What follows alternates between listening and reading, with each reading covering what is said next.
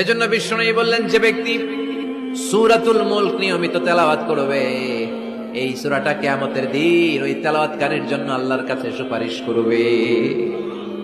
এখানেই শেষ নয়, বিষ্ণু বললেন খাসামাত আন সাহিবিহা, এই সূরা যে তেলাওয়াত করবে তার পক্ষে আল্লাহর সাথে এই সূরাটা দাঁড়িয়ে তার পক্ষ নিয়ে আল্লাহর সাথে তর্ক করবে, ঝগড়া করবে। আল্লাহ, তুমি ওরে জান্নাত দিবা না কেন?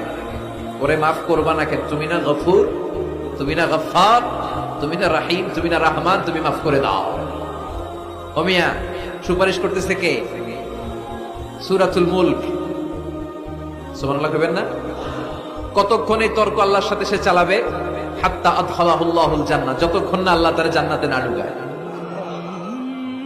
এখানেই শেষ নয়, বিষ্ণু বললেন মান ক্বারাআ বিহা ফি লাইলাতিন ফাকাদ আকসারা ওয়া আতাবা, রাত্রি বেলায় যে এই সূরাটা তেলাওয়াত করবে পুরো রাতটাকে বরকতময় করে দিবে কে?